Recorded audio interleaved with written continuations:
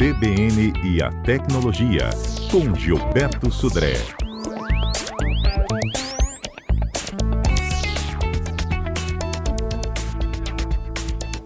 Bom dia, Gilberto. Bom dia, Fernanda. Bom dia, ouvintes da CBN. Gilberto, vamos falar para os nossos ouvintes o que é uma VPN? Então, Fernanda, quando a gente navega na internet, né, principalmente em algumas situações, os nossos dados que passam lá na rede, que são transmitidos pela internet, podem ficar expostos. Um exemplo muito simples até desse tipo de problema é quando a gente usa uma rede Wi-Fi que é pública. Então, quando a gente se conecta na rede Wi-Fi pública, lá de uma cafeteria, essa rede pública que está disponível nas ruas ou no hotel, pode acontecer que os dados que a gente trafega por essas redes podem ser monitorados por outras pessoas, né, que estejam conectadas na mesma rede. Ou mesmo, né, a gente pode conectar numa rede que a gente acha que é a rede do local que eu estou instalado, lá, por exemplo, numa cafeteria, e, na verdade, é uma rede falsa, que tem o mesmo nome da rede da cafeteria. E aí, esse golpista que está utilizando a rede com o mesmo nome da rede da cafeteria poderia monitorar os meus dados que estão passando pela rede. Então, esses são os riscos de eu, por exemplo, usar uma rede Wi-Fi pública. E aí, como é que eu me protejo em relação a isso? A solução para isso é eu utilizar a criptografia, ou seja, eu embaralhar os dados que estão saindo do meu computador ou do meu smartphone, de forma que quando esse dado, essa informação passa pela rede Wi-Fi, ela está embaralhada, e aí quem estiver monitorando o tráfego não vai conseguir saber exatamente o que eu estou fazendo, ou mesmo que se ele está tentando fazer algum tipo de golpe e capturar meu dado no meio do caminho, ele não vai conseguir por causa dessa minha função. E quem faz essa criptografia é chamada de VPN, né? Que é uma sigla chamada Virtual Private Network, ou seja, rede privada virtual, que vai fazer o quê? O dado agora vai sair do meu computador, do meu smartphone, criptografado, embaralhado, vai até um certo local na internet que supostamente é seguro, né? E aí, a partir daquilo ali, ele é descriptografado e navega na internet normalmente. Então, o tráfego que pelo menos vai passar pela rede Wi-Fi, ele vai passar de forma criptografada para dificultar quem está monitorando o tráfego saber exatamente o que eu estou fazendo. Então, assim que funciona a VPN. Eu tenho um software instalado no meu smartphone ou no meu computador, ele vai criptografar o dado, vai transmitir esse dado de forma criptografada até um certo ponto na internet. Esse ponto da internet vai descriptografar e vai chegar até o destino, que seja rede social, que seja algum outro local. Quais são os impactos e problemas da navegação usando a VPN? O principal deles é a performance. Porque como eu vou ter que tratar o dado, tudo que eu transmito e recebo vai ter que ser criptografado e descriptografado, isso vai atrasar o tráfego. Então, é esperado que quando eu uso a VPN, a minha navegação fique um pouco mais lenta do que uma navegação convencional, né? E também, um outro problema que é menor, mas que pode acontecer também, é que alguns sites e serviços, eles utilizam o meu endereço, né, onde eu estou conectado, para poder me oferecer algum tipo de serviço. Por exemplo, quando eu me conecto e faço uma pesquisa no Google, aqui no Brasil, ele vai me trazer um certo tipo de informação, aqui em Vitória, por exemplo, né? Quando eu faço essa mesma pesquisa no Google, a partir de um outro país, a informação que ele vai me dar vai ser diferente, localizada para aquele país onde eu estou, aquela região onde eu estou. Então, quando eu uso a VPN, o Google, por exemplo, vai receber uma informação de que eu estou supostamente nesse local onde a máquina está no meio do caminho, né, lá na internet. E aí pode me dar uma informação um pouco diferente, né, nessa situação, né, nesse caso ali. E aí, que tipos de VPNs existem? Existem VPNs que são gratuitas, né, que eu posso utilizar gratuitamente, ou seja, então, um software, um site que me oferece isso de forma gratuita, e formas de VPN pagas, que são normalmente produtos também pagos, ou até alguns antivírus que oferecem solução de VPN, né, nesse caso ali. Quais são os riscos de eu usar a VPN? Basicamente, é a confiança que eu tenho nessa empresa que está me fornecendo o serviço de VPN, porque o meu tráfego vai passar por dentro da máquina dessa empresa, né? Então, se eu contratei, por exemplo, estou usando a VPN de uma solução de antivírus, o tráfego vai sair da minha máquina, vai até os servidores dessa empresa de antivírus, criptografado, e depois ele vai ser descriptografado e vai sair para a internet. Então, essas máquinas da empresa de antivírus vão ter acesso ao meu dado, o que está sendo transmitido para a internet. Então, eu tenho que ter confiança nessa empresa que eu contratei, teoricamente, para isso. Por isso que A VPN, apesar de melhorar bastante a questão de segurança, não é uma solução 100% segura como nada é. Tem o seu risco também, mas ele melhora bastante o acesso à internet, principalmente quem usa acesso público, de Wi-Fi público na rua, né, ou em outros estabelecimentos. Ok. Bom, eu vou chamando aqui os ouvintes para participarem conosco, 992994297. Você pode encaminhar sua dúvida para a Sudré através deste telefone, WhatsApp, Torpedo, Telegram. Eu vou fazer o seguinte, até para melhorar essa qualidade do áudio do Gilberto, a gente vai refazer esse contato com ele. Ele que ainda fala hoje conosco sobre o WhatsApp, que decidiu limitar o envio e a leitura de mensagens para quem não aceita essa nova política de privacidade deles. Tem também uma outra informação da Uber, né, que começa a testar a gravação em vídeo das viagens no Brasil e um vírus desconhecido que já infectou mais de 30 mil Macs. Esses são alguns dos destaques, então a gente volta já, assim que minha equipe confirmar aí que Gilberto já está conosco. A gente faz, inclusive, as perguntas que já estão chegando do Alex, né? O Alex falando de notícias para a gente. Vou lá, eu tenho uma outra informação aqui que é de política, que o Diretório Nacional do PROS protocolou no Supremo uma ação direta de inconstitucionalidade para anular a eleição da mesa diretora da Assembleia Legislativa aqui do Espírito Santo e, assim, impedir que Eric Musso, que é do Republicano, siga como presidente. O partido sustenta que a reeleição de Eric para o comando da Casa, na mesma legislatura, ou seja, dentro dos 4 anos de mandato, ela é inconstitucional.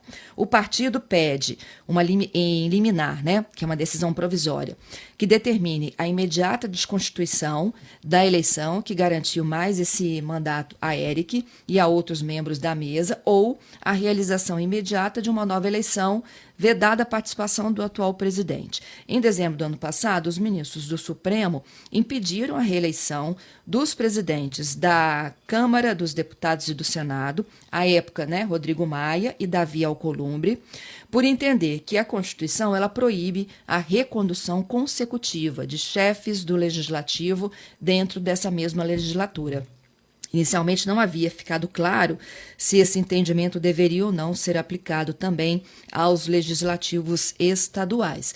O posicionamento, no entanto, já foi aplicado pelo ministro Alexandre de Moraes em 2 outros casos de reeleição em assembleias, um em Roraima e outro no Mato Grosso. A decisão desse último, inclusive, é da última segunda-feira, mesmo dia em que o PROS protocolou a ação contra a manutenção de Eric Musso na presidência da Assembleia aqui no Espírito Santo. Nos 2 casos, o ministro Alexandre de Moraes concedeu liminares para que os presidentes já reeleitos não assumissem os cargos. Na Assembleia aqui do Espírito Santo, o PROS tem uma única representante, é a deputada Raquel Lessa.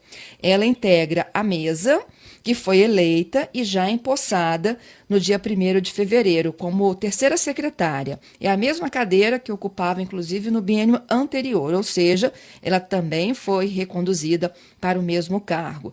A assessoria de imprensa, em entrevista em nota à Gazeta, né, disse que a Raquel Lessa desconhece a ação que foi movida pela Executiva Nacional do partido. O presidente aqui no estado da sigla, Sandro Locutor, disse que a ação no Supremo não tem participação do Diretório Capixaba, que não é exclusiva contra o Espírito Santo, é um movimento nacional em vários estados onde houve reeleição para o Legislativo. Essas, então, são as informações aí de a reeleição de Eric Musso sendo questionada pelo PROS no Supremo Tribunal Federal.